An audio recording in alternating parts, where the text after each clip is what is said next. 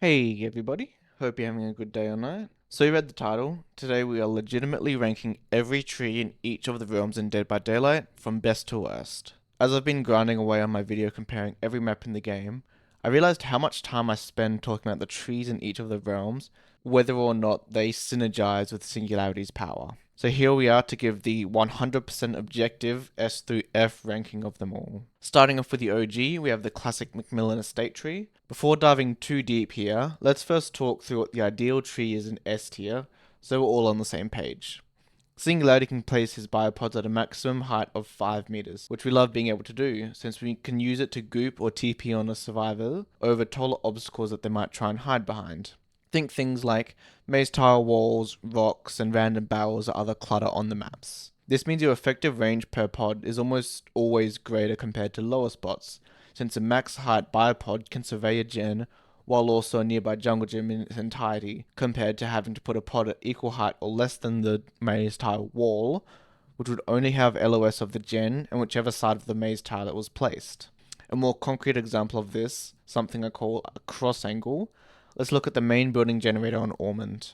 Spoiler alert for the video, one of my favourite maps of Singu. Anyways, you could have a pod just at eye level if you wanted to monitor survivors working the gen. But if you were to place your pod towards the 5 meter height on the same chimney, you could also use it to slip any survivors running up the staircase or along the majority of the side balcony, which does have a pallet on it. Swinging back to how I feel about Macmillan trees, I can comfortably place this one in B tier to start us off. These ones are pretty tall and solid, but the branches here hold it back sadly. They start before the 5 meter cap and are pretty leafy, which means that if you try and use a pod on them, they won't work out most of the time. These count as breaking the line of sight requirements needed to slip survivors, so given the pretty middling height that you can get from these trees, into the middle tier they go.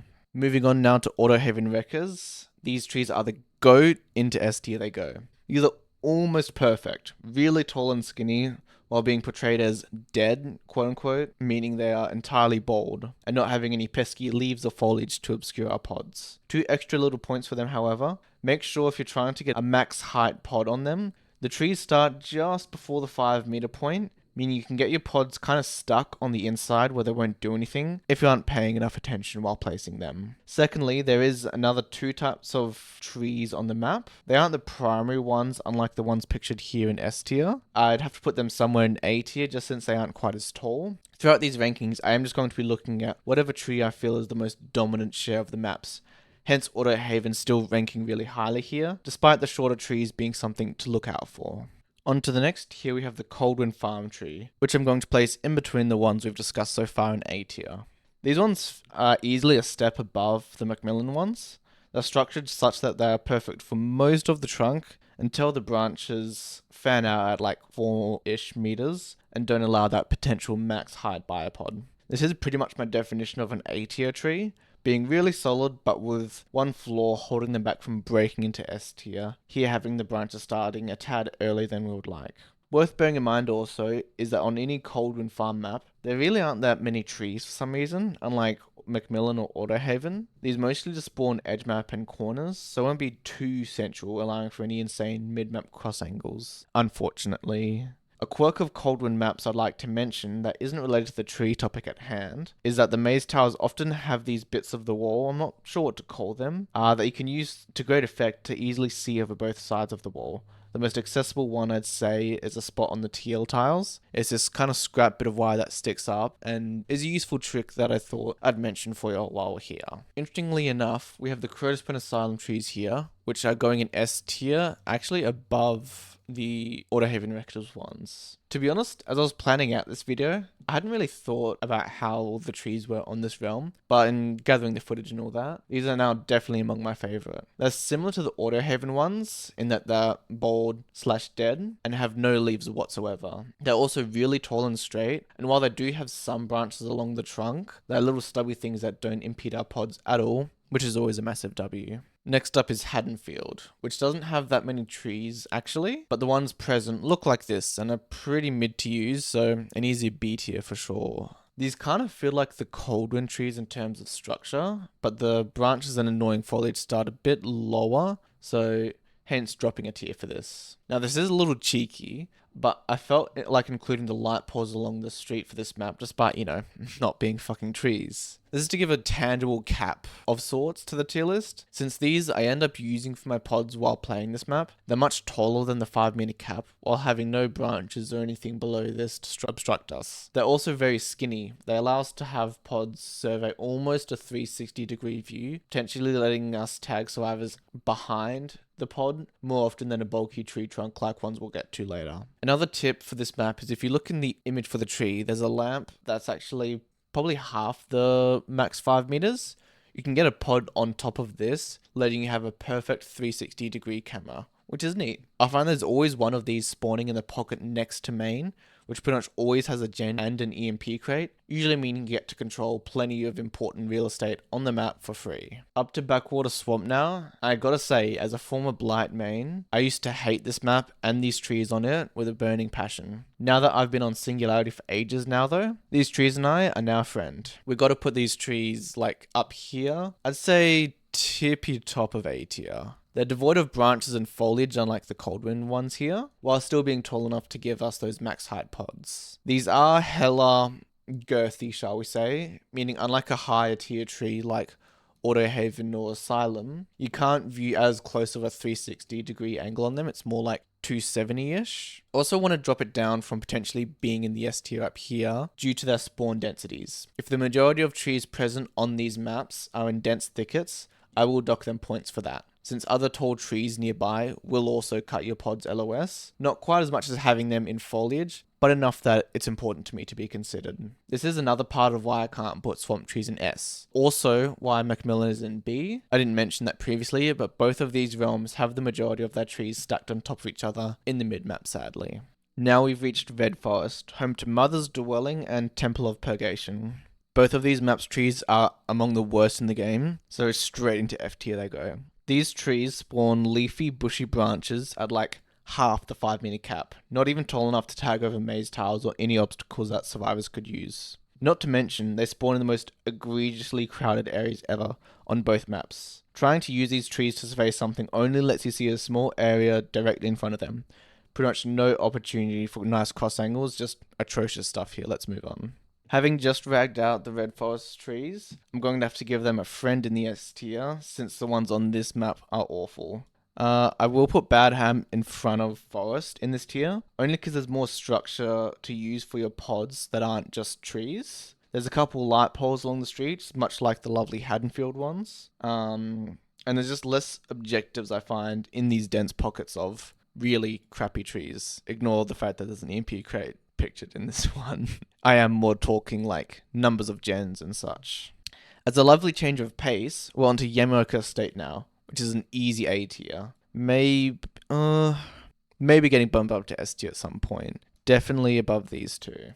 These feels like swamp trees in that they're quite tall and smooth, but I give the edge to Yamaoka here, due to the trunks being a little less thick, which we love to see, and they spawn almost exclusively by themselves. There really aren't any central thickets of them on any of the maps, unlike Swamp, which can hinder their value a bit. Keeping up with the back-to-back goated trees, we of course have Ormond going straight up here in S tier. I and many other Singularity mains love playing this map, in no small part due to these trees being tall enough, with only a few small branches that barely hinder our pods at all. These are almost the same in Asylum in that way, which is just lovely, so right behind there they go. A bit ahead of Autohaven, mostly because there's slightly higher max pods that you can get off there, but the branches are a little bit more prevalent than on Asylum. Also, they're almost always really nicely spaced out.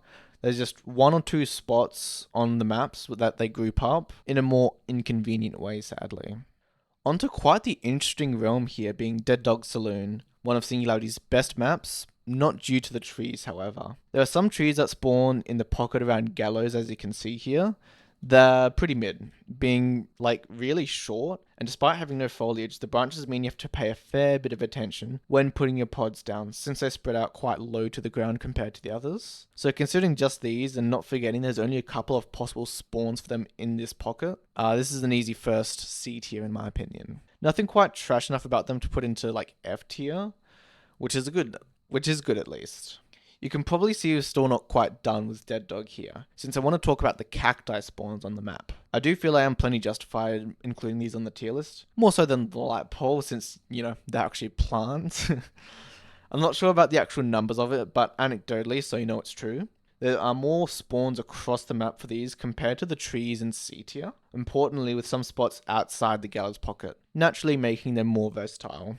While talking about Haddonfield, I briefly mentioned how there is a useful lamppost they can get a pod on top of, giving a nice 360 view of an area. These cacti feel similar in this way, since you can get a pod on top of the highest spike, whatever you call them, pretty straightforwardly, since it's probably between 3 and 4 meters tall and plenty of room under the pod cap. So I'm going to put these in B tier. Probably above the Macmillan trees, maybe above Haddonfield, I'd say. When you consider the height being similar, with a greater possible FOV and not having any density issues at all with spawns, I'd say definitely look out for these while you're setting up your above biopods. So top of B tier feels about right for them. This next entry pains me, it being from Eyrie of Crows. As you can see here, the trees actually look kind of similar to my goat Autohaven trees, while not being that short and also being dead without any leaves to worry about. The problem here being they spawn with branches from eye level, so you're either forced to use these really low spots or put a pod higher up on the tree and roll the dice that all the branches won't block the area you're trying to control. On paper, these could be really good, but just in practice, and the way they spawn is just always smack dab in the middle of maze tiles with walls around them. I'm thinking the TL ones are the best example I can think of. So just everything around them and just actually using them in practice makes them drop from A tier potentially to just C tier. I'd say even behind this one. The Dead Dog Saloon ones you can actually use not too bad in the gallows pocket to control that gen, but these almost never have a use besides RNG dependent ones, which I feel is worse than a consistently okay thing compared to potentially a more value thing, if that makes sense. Onto what Killer Mains call Garden of Pain, we have some pretty mid trees to deal with now. This tall leafy tree is the one I consider the most dominant on this map, particularly along the street where we're tending to play anyways. It's nice and tall while spawning fairly spread out, but I feel like Macmillan with the branches really dragging it down the tiers. The branches start pretty low, with a moderate amount of leaves, meaning you can get pods on them, but they're fairly spaced out along the trunk, meaning you can get away with slapping a pod on the midpoint of the gap, if that makes sense. This really isn't consistent, however, since too close to the branch above or below it will cuck you out of the LOS requirement, meaning you need to take great care a lot of the time when using these trees. So, inferior to Macmillan, I think top of C tier feels like a fair spot to me.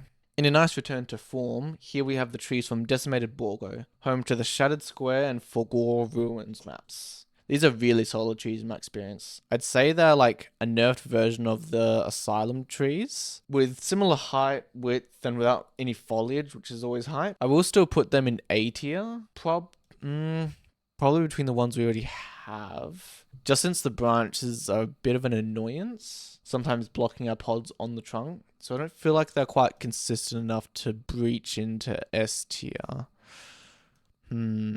We might swap a couple of these orders later on. It's time to head back to the Withered Isle realm for the Greenville Square, linked with Garden of Pain. This is a map I enjoy playing as Survivor and most of the killers, just not so much on Singularity sadly. The main trees here are what I consider the secondary ones of Garden, being these shortish white ones. Now these trees by themselves are pretty similar to Haddonfield, being a solid amount of thin trunk before the foliage starts at 3 to 4 meters, giving you a max height below our true 5 meters. I do rank these ones a lot lower, however, due to the pretty bonkers densities they spawn in. I don't know what it is, but the mid-map just has so many of them all around, not to mention all the rocks and lockers and just random clutter. These massive thickets feel the thickest and the clunkiest since Mother's Dwelling. It's pretty bad. Purely because of the trees themselves being they would be pretty middle of the pack around low B tier, but this density problem just drags it down to C tier and behind all of these other entries at that. Down a note to finish up the rankings, we did not get home turf advantage on Larry's map, Toba Landing. Most other killer mains agree, these trees are terrible. Every little bit of every leaf and vine has solid collision for some reason, running counter to what most trees feel like, where there's at least some wiggle room around the foliage in that.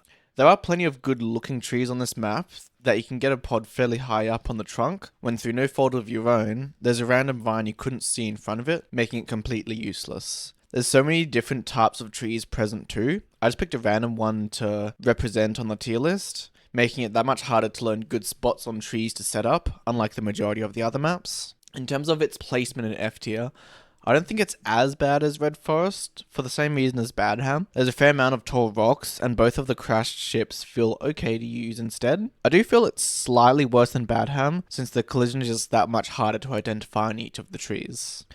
Looking at our placements now, I feel happy bumping up Yamaoka into S tier. They aren't completely flawless, but good enough and usually well placed to squeeze in there. A tier looks good. B tier could maybe be swapped around.